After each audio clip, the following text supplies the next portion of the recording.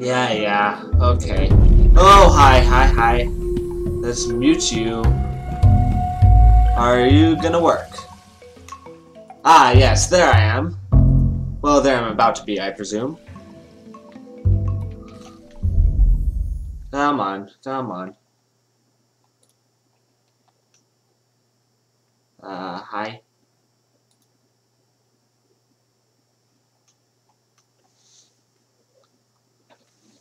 Ah, there we go. There we go. I said... Oh, bloody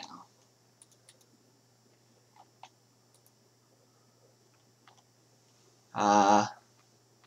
You gonna be okay? I'm not playing Dark Souls, you stupid...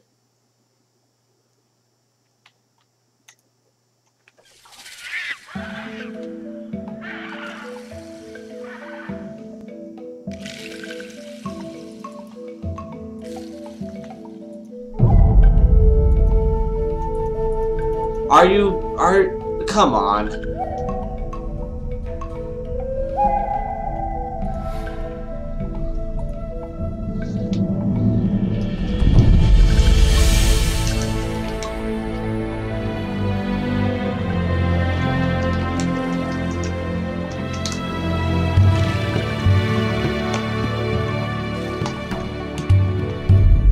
Let's see if it will work on this end. Will it? Ah, yes! There I am. Yay, it works. Okay, let's...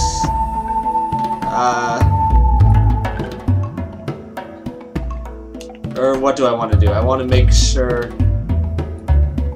I want to click this and see if it shows up properly in game.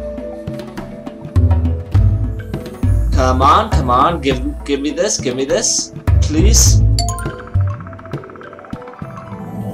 Memory access violation. Off to a great start.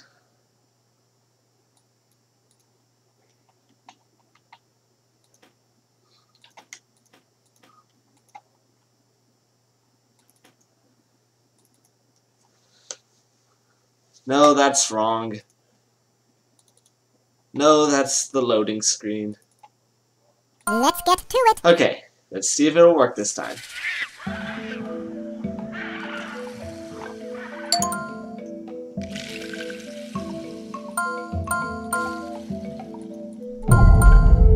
Emerald 141, the rest of the story. Oh, that's a bad place for the window. Right in front of my entire face.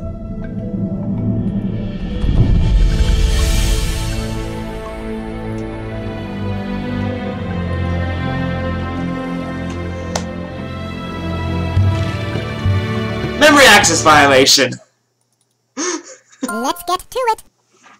I've missed Wonderland Adventures and the memory access violation so much. The rest of the story! Play! A recap of what would have happened in books 2 and 3 of my adventure series. Oh, that's a great place for the bloody screen.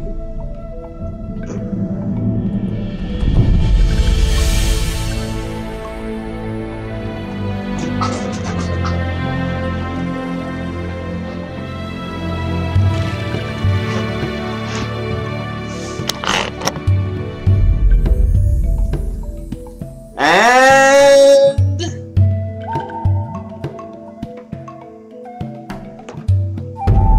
yeah.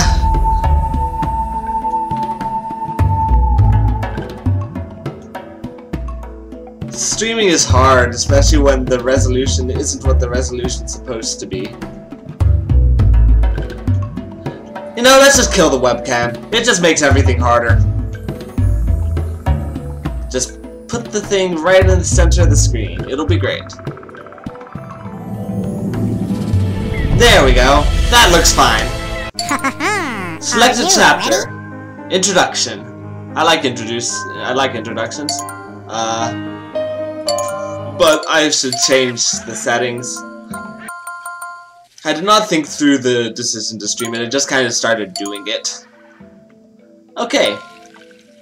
Let's see if that's enough hours for the day. Let's go.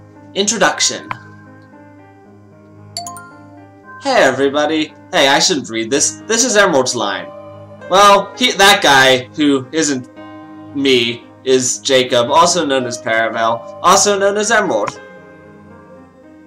A few years ago, that guy was one of the main adventure designers on the forum.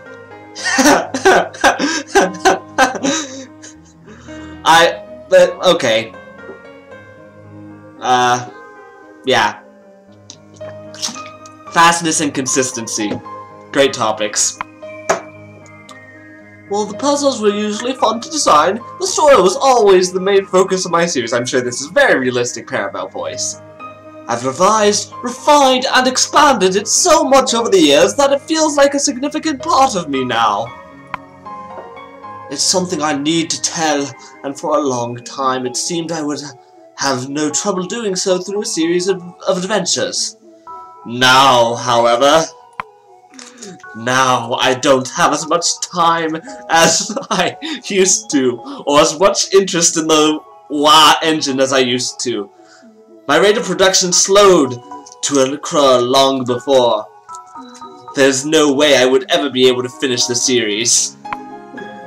In 2015, I tried to turn the story into a screenplay thing to be posted on Epigan, but soon lost interest in that as well. I wasn't sure why at the time, though I think I understand the reason now. This was a story that was always meant to be told through Wonderland. It's hard to explain why, but the intersection of the story and the medium is what made it significant to me. So here I am, telling the story through Wonderland. And yeah, Paravel, I will always give people British voices at every excuse. Including myself. But no less that, since I have to voice act myself relatively frequently. This adventure contains an extensive summary of the rest of the story. Title drop. Roll credits! It chronicles the struggle between the Wonderland Adventures Task Force and the Order of the Zeebots, both vying for possession of the Crystal of Life. In addition to recording the characters' adventuring exploits, it also covers their complicated and often tense personal interactions, exploring how they laugh, love, weep, and cheer together. Much of this adventure will consist of me narrating events, which is apropos because much of this adventure will consist of me narrating events. So, at this particular moment, I have become fused with Paravel's soul. However, during important events, full dialogues will be shown. It's not what I envisioned, but hopefully can provide some closure to the story. So, without further ado, let's get started. To begin with, let's introduce the cast. To get an idea of the dynamic, here's how a typical off day goes for the Wonderland Adventuring Task Force. Oh hey, I like off days. Those are fun. Best when spent watching Les Mis all day, but off days are good.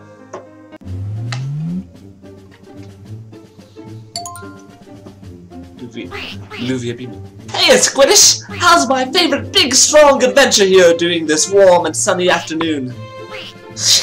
Totally wiped out. That was a great wheeze. Totally wiped out. Just got done with a really long training run. Took me all morning. Ooh, that sounds hard! Hey, wasn't the adventurer with you when you left?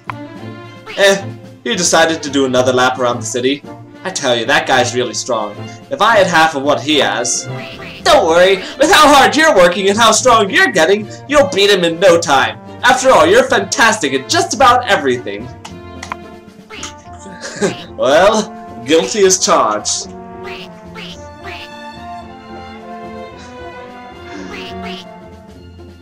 Oh, I saw the hair spike comment and I realized he meant the wizard hat, but at first I thought he was talking about a spike on my hair, so just gotta check the hair. But I don't have the webcam up, so that's even more pointless. Oh, hey, Revilian! Hi! Don't be shy, come on over! How the heck are ya? Anything new with all the funky computer stuff you're good at? Not much, I suppose. Hast thou seen Aliana this day? Nah, not yet. Who knows, maybe she's finally taking a morning off to sleep in. Ah, okay. On a less pleasant subject, dost thou know from whence this— No, not from whence! Whence means from where? From whence is okay, this malicious odor springs. I don't think that's what malicious means, but oh, it might have been intentional. Still, I resent from whence.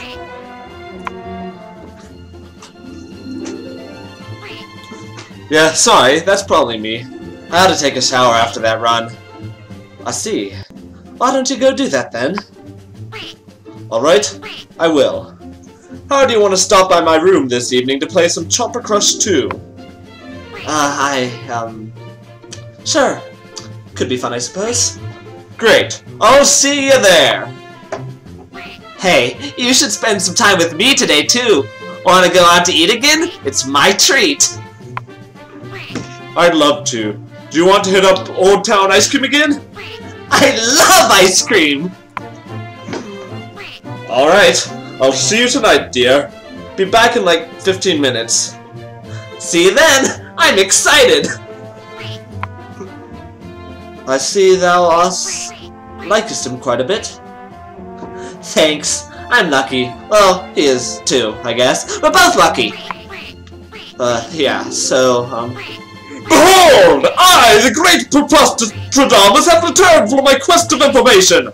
I come bearing vital documents to aid us on our journey! Vital documents? I love vital documents! What sort of vital documents? Bread, milk, yogurt, potatoes... My good sir, what manner of vital document is this? Be this code? Of course not! A grocery list is the most important document of all! You can't save the world on an empty stomach! Hey, could you add spinach and beets to that list? I'm out. Already accounted for! A man as great as I leaves no drawer unchecked in his investigation! Wait, you've been through my pantry, so you're the one who stole my cabbages! Well, even great men need sustenance, of course! Aliana, hi! How are you?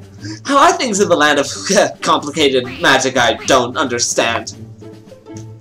Alright, I suppose. Researching the group energy shield spell is proving harder than I thought. Well, let me know if you ever want to take a break and jam out. Yeah, I'd love that. Have I mentioned that you're really good at the guitar? Ah, thanks. You're a pretty amazing pianist yourself. Together, we will be unstoppable! But my lady deigned to include me in your instrumental group. I can lend my aid through vocals. Thanks, Trevelyan, but this is kind of an us thing. Oh, okay. Attention, everyone! We have a situation! Report to the meeting room upstairs immediately. Awesome! We get to see some action! I but hope that my skills shall be useful. What do you think we'll be asked to do this time? Let's find out! Onward! Yeah. Characterization-y. Very, as you know-y in places, I would say. But characterization! It's good. And it probably rather needed, seeing as the whole thing where I don't remember anything in this series. Except that, like, you were trying to get Safeguardium, and then Aliana came out of a pyramid, but that part's not canon anymore. I feel like most of what I remember about Paravel's adventures aren't canon. Also Carnifex, who's an executioner. If you played my adventure... Oh, I guess this next thing means that my ignorance is justified. If you've played my adventures before, you're probably wondering who the heck this Illuvia person is, and why she's suddenly friends with everyone. Illuvia was a friend of Squiddish and Aliana from high school, an exchange student from the south. She's known them for 2 years, but lost contact with them 6 months ago when the adventuring stuff started. Stuff, I love that word. Shortly after the beginning of Book 2, The team chances upon her whilst on a quest in Wonderfalls. She's recruited into the task force in short order. Illuvia's main trait is her excessive enthusiasm and quirkiness. She's usually smiling and can lighten the mood of just about any scene. She loves to make friends and loves to make people smile. And then she hangs herself. As the Wonderland Adventures Task Force's only extrovert, her main role in missions is to be the face of the team. She greets new people, talks her way out of dangerous situations, and helps gain people's trust. In a general sense, where most of the team is concerned with keeping people safe, Illuvia is concerned with making people happy. Like bunnies. She assumes the best of everybody. She's naive and idealistic, which is annoying at times, but uplifting and relieving at others. Also, she has a strong crush on Squiddish. Probably too strong of a crush. But she's upfront about it, which is good. Moving on to Squiddish. Squiddish's most visible trait is his external confidence, which sometimes crosses over into cockiness. In group conversations, he's always in control. Oh, you just went on about, like, no extroverts, and I guess extroverts can be in control of conversations, but... He's witty, sharp, and won't hesitate to tell a friend when they're being stupid. Of course, this is only part of the full story. Squiddish is actually very insecure under the surface. See, this is where introversion comes in. Not that I hate introverts, I like introverts. Despite all evidence to the contrary, he's half convinced his friends all secretly resent him, and want him gone, like Portal songs. Although he's certainly never admitted up front, he idolizes the adventurer for his competence on missions. Idolization for competence, nice. As a result, he's insecure about his own skills and abilities. Any lapse may trigger an internal breakdown. Oh, talking! Oh, not talking. The only person he's willing to talk to about this is Aliana, whom he's known for most of his life. Person is... Person? Yeah, that M is incorrect. Apologies to the Parallel watching for me, like, nitpicking over things, but nitpicking is funny. I like nitpicking. And Latin has ruined grammar for me forever. The two of them frequently have conversations at night after missions, talking about their emotional issues and various other personal topics. Squiddish usually does most of the talking, but he can listen well too. Squiddish is interested in Illuvia romantically, though he's worried she might be infatuated with him to an unhealthy degree. Nonetheless, he decides that a relationship with her could be fun, and they start calling each other boyfriend and girlfriend soon after she joins the team. I know this song!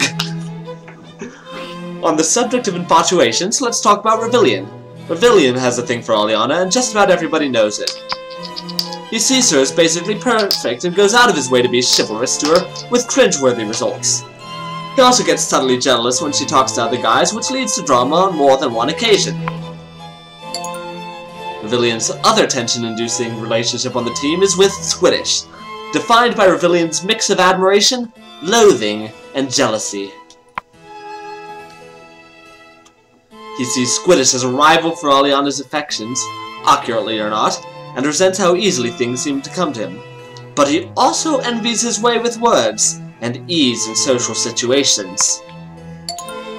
Normally, a character like Revilian would be shunned by the narrative, but there's one thing which keeps him sympathetic to a degree. Self-awareness. On some level, Revilian knows his infatuation is unhealthy, that it complicates things with the team, and that it isn't fair to Aliana. He hates feeling the way he does, and he hates being the person he is. He just feels confused, trapped, and lonely with no clue how he can connect with people better. He blames himself for his situation, he blames the world, but he doesn't blame her. Revilian is also good with technology and speaks with a terrible fake medieval accent because he thinks it makes him sound dignified. I'm certainly not reading anything relatable in Revillion's characterization. Beyond that, there's not much else to say about him. He doesn't have many interests or hobbies worth mentioning. His identity is defined by Aliana above all else.